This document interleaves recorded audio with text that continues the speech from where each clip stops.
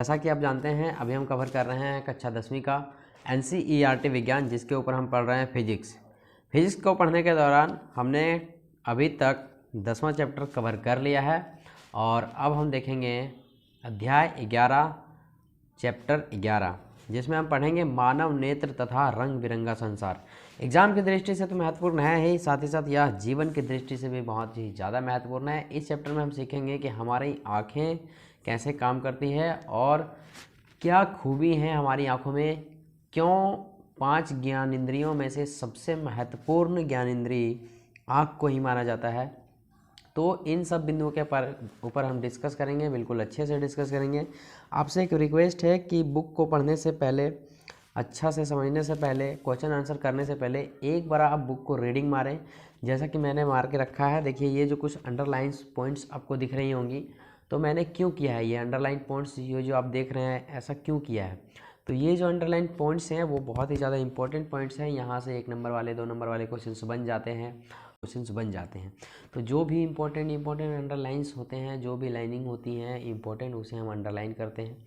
यहाँ पे हर टॉपिक में आपको मिलेगा, टॉपिक वाइज मिलेगा। इधर ये जो आँखें आपको दिख रही है, यहाँ पे देखिए सब कुछ रहता है टॉपिक वाइज। यहाँ पे आपको मानव नेत्र दिख रहा है, ये मानव नेत्र है। असल बात तो ये है कि हमारी जो आँखें हैं वो भीतर की ओर लगभग 1 इंच तक धसी होती है, तभी तो हम चारों ओर देख पाते हैं गोल घूम के, और जो दिखने वाला भाग है वो मात्र इतना ही दिखता है। तो धीरे धीरे हम डिस्कस करेंगे पूरा का पूरा, और इन सब के ऊपर हम डिस्कस करेंगे। परितारिका क्या है, प्रतिबिंब कहाँ बनता है, कॉर्निया किसे कहते हैं, नेत्र गोलाक किसे कहते हैं। उससे पहले मैं आपको बता दूं कि इस चैप्टर में हम सब चीज़ के बारे में पढ़ेंगे। आँखों का उपचार, आँखों की बीमारी, मोतियाबिंब असर, ये सब क्या है, और निकट दृष्टि दोष, दूर दृष्टि दोष, इन सब के ऊपर हम बात करेंगे। और चैप्टर को धीरे धीरे ख़त्म करते चलेंगे। तो यहाँ पे सबसे पहले आपको समझने वाली बात यह है कि इन टॉपिकों को आपको एक बार पढ़ना है, सारा का सारा। ज़्यादा लंबा चैप्टर नहीं है और ज़्यादा छोटा भी नहीं है, बस मिडिल में है। तो आपको भी क्या करना है कि एक बार बस बुक को रीडिंग मार लेना है। सारे बिंदुओं को मैं पढ़ाने वाला हूँ यहाँ पे, और बिल्कुल ईजी वे में पढ़ाने की कोशिश करूँगा ताकि आपको बेहतर से बेहतर समझ में आ जाए, और साथ ही साथ आपको मैं क्वेश्चन आंसर भी करवाता चलूँगा। तो बुक को रीडिंग मारना आपका काम है। अगर आप रीडिंग ना भी मारेंगे तो चलेगा, लेकिन बेहतर समझने के लिए आपको एक बार बुक को रीडिंग मारना पड़ेगा। और ख़ास करके ये जो फिगर आप देख पा रहे हैं मानव नेत्र का, ये आपको समझना है ना। यह है दृष्टिपटल, पश्चमावी पेशियाँ, दृक् तंत्रिका, कच्छाप द्रव्य, स्वच्छमंडल, पुतली, परितारिका, क्रिस्टलीय लेंस। तो इन सबको आप एक बार ध्यान से देख लें अपनी आँखों से कि हमारी आँखें कैसी होती है, तो आपको बेहतर समझ में आने लगेगा, है ना। तो चलिए हम चलते हैं डायरेक्टली कुछ बिंदुओं के ऊपर और कुछ क्वेश्चंस के ऊपर, क्योंकि समझने के साथ साथ हमें क्वेश्चन आंसर करना ज़्यादा ज़रूरी है। यहाँ पे हम सारे वर्डों को समझते चलेंगे और साथ में क्वेश्चन आंसर भी करते चलेंगे। तो सबसे पहले यहाँ पर देखिए एक क्वेश्चन बन जाते हैं आपके, परितारिका की परिभाषा दें, या फिर परितारिका किसे कहते हैं, है ना। तो यहाँ जब आप मानव नेत्र का फिगर देखिएगा उसमें परितारिका है। मैं आपको एक बार और फिगर दिखा दे रहा हूँ। देखिए इसमें परितारिका है कहाँ, तो ये जो आप देख पा रहे हैं इसे कहते हैं परितारिका, ठीक है। आँखों का जो सामने वाला भाग है वो उसे परितारिका कहते हैं। इसके बारे में हमें एग्जाम्पल पूछा या फिर डेफिनेशन पूछा, फिर क्वेश्चन पूछ लिए जाते हैं कि परितारिका क्या है या परितारिका किसे कहते हैं। तो इसका एक सिंपल आंसर है, 2 लाइन में आंसर है इसका। परितारिका की परिभाषा दे या परितारिका किसे कहते हैं, तो आंसर है कॉर्निया के पीछे एक संरचना होती है जिसे परितारिका कहते हैं। सिंपल, ये आपको याद रखना है, ठीक है। नोट करना नहीं है अभी आपको, अभी सिर्फ आप देखिए और समझते जाइए।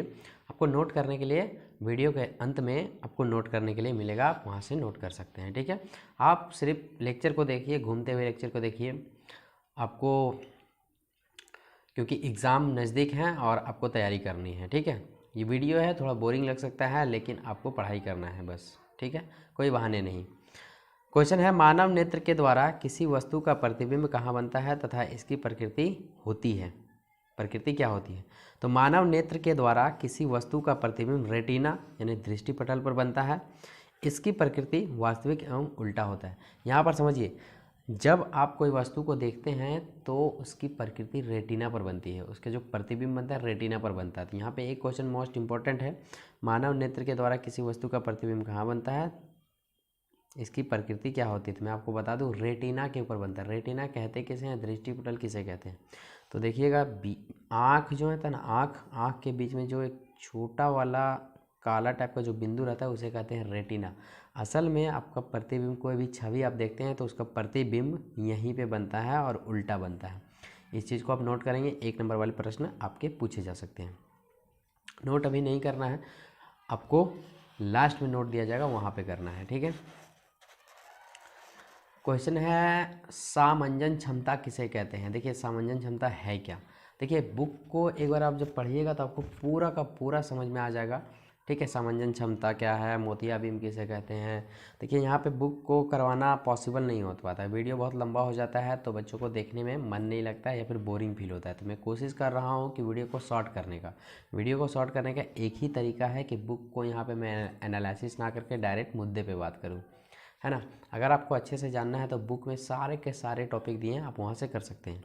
यहाँ है सामंजन क्षमता किसे कहते हैं, सारे के सारे क्वेश्चन हैं, इंपॉर्टेंट क्वेश्चन है।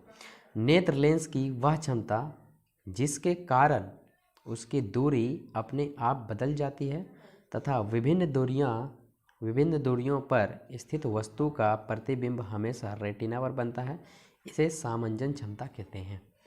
तो ये जो है सो आपको एक बार और डीपली पढ़ने की आवश्यकता है, आपको वहाँ से समझ आ जाएगा कि सामंजन क्षमता किसे कहते हैं। लेकिन मैं आपको बता दूं, आँखों का जो लेंस होता है, कभी कभी क्या होता है कि हम दूर की वस्तुओं को नहीं देख पाते हैं या फिर धुंधला दिखाई देता है। तो क्या होता है, सामंजन क्षमता के कारण दूरियां को क्या करती है, वस्तु का प्रतिबिंब हमेशा रेटिना पर तो बनती ही है, लेकिन लेंस की वह क्षमता जिसके कारण उसकी दूरी अपने आप बदल जाती है। दूर की वस्तु हमें नहीं दिखाई देती है या धुंधली दिखाई देती है, तो इस अवस्था में हम क्या करते हैं कि हम थोड़ी सी उसको देखने की अच्छे से कोशिश करते हैं। तो इस अवस्था में क्या है, सामंजन क्षमता के कारण जो है सो नेत्र क्या करती है, उसको ऐसा कन्वर्ट करती है कि उसे हम देख पाते हैं। उसी क्षमता को सामंजन क्षमता कहते हैं। आप इसे पढ़ेंगे और एक बार खुद से समझने की कोशिश करेंगे कि यह आंसर हम दे पाते हैं या नहीं। बढ़ते हैं अगले क्वेश्चन की ओर। देखिए अब हम आ गए हैं अगले क्वेश्चन की ओर। मोस्ट इंपॉर्टेंट क्वेश्चन है, मोतियाबिंब क्या है या फिर मोतियाबिंद क्या है तथा इसका उपचार कैसे किया जा सकता है। बहुत ही ज़्यादा इंपॉर्टेंट क्वेश्चन है। बुक के ऊपर जाइएगा, आपको टॉपिक मिलेगा, एक बार रीडिंग कीजिएगा ज़रूर, आपको आंसर क्लियरली समझ में आ जाएगा। देखिए तो मोतियाबिंब क्या है, आँखों के ऊपर दूधिया जो रंग हो जाता है, कभी कभी आप देखेंगे आँखों के ऊपर दूधिया जो कलर पड़ जाती है उसी को कहते हैं मोतियाबिंब। इसका उपचार है ऑपरेशन के द्वारा। तो वही हमें पूछा गया क्या है और इसका उपचार क्या है, कैसे किया जा सकता है।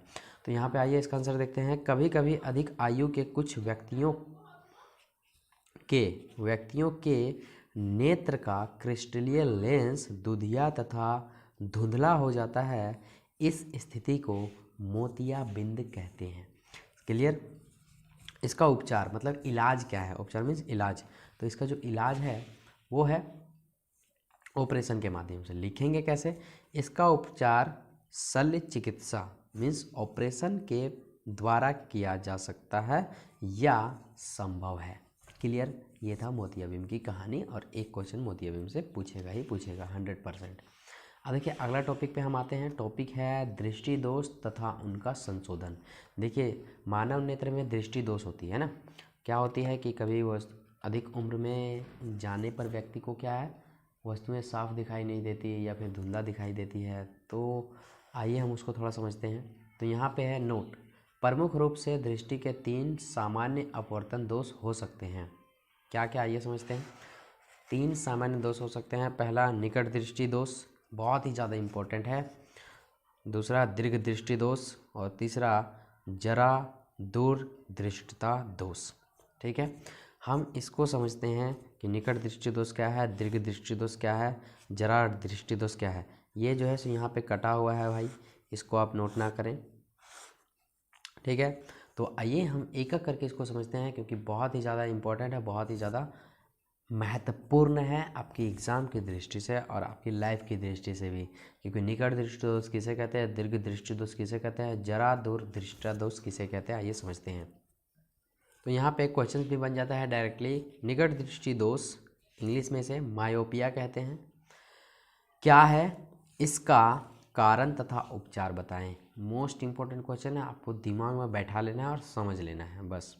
तो आइए समझते हैं निकट दृष्टि दोष को। निकट दृष्टि दोष अंडरलाइन डैश देंगे और इसका आंसर लिखेंगे। इस दोष से पीड़ित व्यक्ति को निकट की वस्तुएं साफ साफ दिखाई देती है, लेकिन दूर की वस्तुएं साफ साफ दिखाई नहीं देती है। हाँ, देखिए बच्चे इस पे कन्फ्यूजन क्या करते हैं, निकट दृष्टि दोष है तो समझ लेते हैं कि निकट की वस्तुएं दिखाई नहीं देती है, लेकिन ऐसा सोचना गलत है। यहाँ पे ऐसे सोचिए, निकट दृष्टि दोष है मतलब ये कि निकट की वस्तुएं दिखाई देती है और दूर की नहीं दिखाई देती है। ठीक, यहाँ पे मैं एक बार और पढ़ रहा हूँ। निकट दृष्टि दोष का मतलब समझ लग रहा है जैसे निकट की वस्तुएं दिखाई नहीं देती, लेकिन नहीं, निकट दृष्टि दोष में उल्टा होता है, दूर की वस्तुएं दिखाई नहीं देती है। तो यहाँ पे देखिए, इस दोष से पीड़ित व्यक्ति को निकट की वस्तुएं साफ साफ दिखाई देती है। निकट वाला साफ साफ दिखाई दे रहा है, जबकि है क्या सा दोष, निकट दृष्टि दोष है, लेकिन निकट की वस्तुएं साफ साफ दिखाई देगी, लेकिन दूर की वस्तुएं साफ साफ दिखाई नहीं देती है। इसे कहते हैं निकट दृष्टि दोष। क्लियर? कारण क्या है इसका, कारण समझिए कैसे होता है आखिर निकट दृष्टि दोष। कारण क्या है, नेत्र लेंस की वक्रता का बढ़ जाना या फोकस दूरी का घट जाना, पहला कारण। दूसरा कारण है नेत्र गोलक का लंबा हो जाना, तो ये है दूसरा कारण जो कि निकट दृष्टि दोष होता है। एक नंबर के सवाल में आपसे पूछे जाएंगे, अगर कोई व्यक्ति दूर के वस्तुओं को नहीं देख पा रहा है तो उसे कौन सा दृष्टि दोष है, तो उसे निकट दृष्टि दोष है। उल्टा समझना है यहाँ पे, ठीक है। उल्टा कैसे समझिएगा, उल्टा समझिएगा। बेहतर ढंग से समझने के लिए एक बार आप बुक को रीडिंग मारिएगा प्लीज़। आपसे हाथ जोड़ के निवेदन है, निवेदन करता हूँ, निवेदन है और निवेदन रहेगा कि कोई भी चैप्टर को आप जब पढ़ते हैं तो एक बार उस चैप्टर को अपने मन से, तन से और लगन से एक बार बुक को ज़रूर रीडिंग मारें। उपचार, देखिए उपचार मतलब इसका इलाज क्या है। अगर निकट दृष्टि दोष हो गया तो इसका कुछ तो इलाज होगा ना। क्या इलाज है इसका, देखिए निकट दृष्टि दोष का उपचार अवतल लेंस के द्वारा किया जाता है। अवतल लेंस आप जानते हैं कैसा होता है कैसा नहीं होता है, 10वें चैप्टर में आप पढ़ चुके हैं। अगर कोई व्यक्ति को निकट दृष्टि दोष है तो वह अवतल लेंस लगाएगा, चश्मा लगाएगा अवतल लेंस का, तो वह दूर हो जाएगा। उससे होगा क्या, दूर की वस्तुएं अवतल से करीब आ जाएंगी और उसको साफ साफ दिखाई देने लगेंगी। अगला क्वेश्चन है दीर्घ दृष्टि दोष क्या है। दीर्घ दृष्टि दोष को हम लोग इंग्लिश में हाइपरमेट्रोपिया कहते हैं। इसका कारण एवं उपचार बताएं। सेम क्वेश्चन है लेकिन यहाँ पे सिर्फ दीर्घ दृष्टि दोष है, वहाँ निकट दृष्टि दोष। तो दीर्घ दृष्टि दोष में क्या है, दीर्घ दृष्टि दोष सुनने में लग रहा है कि दूर की वस्तुएं दिखाई नहीं देती है, पास वाला दिखाई देता है, लेकिन ऐसा नहीं है, उल्टा समझना है। दीर्घ दृष्टि दोष है ना। इसका मतलब ये कि दीर्घ दृष्टि दूर की वस्तुएं दिखाई देती है लेकिन निकट की वस्तुएं दिखाई नहीं देती है। आइए इसका परफेक्ट आंसर जानने के लिए हम इसको रीडिंग करते हैं। इस दोष से पीड़ित व्यक्ति को दूर की वस्तुएं साफ साफ दिखाई देती है। देखिए दूरदृष्टि दोष है और दूरेला दिखाई देता है, जो बोलेगा वह दिखाई देगा और उसका उल्टा कर देंगे, है ना, नहीं दिखाई देगा। लेकिन निकट की वस्तुएं साफ साफ दिखाई नहीं देती है, ये हो गया दीर्घ दृष्टि दोष। दीर्घ दृष्टि दोष में क्या होता है, दूर की वस्तुएं साफ साफ दिखाई देती है और निकट वाली दिखाई नहीं देती है। तो इसके उपचार क्या हैं, कारण क्या है होने का। तो पहला कारण है देखिए नेत्र लेंस की वक्रता घट जाना या फोकस दूरी का बढ़ जाना। इसको आप अच्छे से समझिएगा, सब्जेक्टिव क्वेश्चन के साथ साथ आपके ऑब्जेक्टिव क्वेश्चन भी क्लियर होंगे। उपचार यानी कि इलाज क्या है इसका, तो इस दोष के उपचार के लिए उत्तल लेंस से बने चश्मे का उपयोग किया जाता है या किया जाना चाहिए। तो ये हो गए इसके उपचार। अगला क्वेश्चन है जरा दूर दृष्टिता क्या है तथा इसका उपचार बताएं। देखिए जरा दूर दृष्टिता क्या है तथा इसका उपचार बताएं। तो यहाँ पे आइए इसका हम क्वेश्चन समझते हैं। निकट दृष्टि दोष और दूर दृष्टि दोष जो दोनों में ना हो, एक तीसरा होता है जरा दूरदृष्टा। आइए हम इसको समझते हैं आंसर के द्वारा। आयु बढ़ने पर मानव नेत्र की सामंजन क्षमता घट जाती है। मतलब ये कि आगे पीछे वस्तुओं को करके देखना वो घट जाती है, आँखों का क्षमता। पक्षमाभि, यहाँ होगा माभि, पक्षमाभि पेशियाँ धीरे धीरे कमज़ोर हो जाती है एवं क्रिस्टलीय लेंस के लचीलेपन में कमी आ जाती है। इस जरा दूर दृष्टि दोष कहते हैं, इसे जरा दृष्टि कहते हैं। इस दोष से पीड़ित व्यक्ति को निकट एवं दूर दोनों की वस्तुएं साफ साफ दिखाई नहीं देती है। हाँ, जरा दृष्टि दोष में क्या होता है, ना तो व्यक्ति को दूर का वस्तु दिखाई देगा, ना कि दूर का वस्तु साफ दिखाई देगा, ना कि करीब का वस्तु साफ दिखाई देगा। ऐसे कंडीशन में उसे जरा दृष्टि दोष कहते हैं। निकट दृष्टि दोष में क्या होता है कि निकट की वस्तुएं साफ साफ दिखाई देती है, लेकिन दूर की वस्तुएं साफ साफ दिखाई नहीं देती है। तो ये 3 पॉइंट हैं, निकट, दीर्घ और जरा। ये तीनों आपको माइंड में बिठा लेना है, एकदम अच्छे से बिठा लेना, ठीक है। अब आपको नोट्स मिलता है बगल में, नोट्स कर लीजिए। और ये वीडियो का पार्ट 1 है, चैप्टर का पार्ट 1 है। इसके बाद आपको पार्ट 2 मिलेगा, तो वीडियो में बने रहिए और चैप्टर के साथ बने रहिए। मिलते हैं अगले पार्ट में, तब तक के लिए जय हिंद, जय भारत।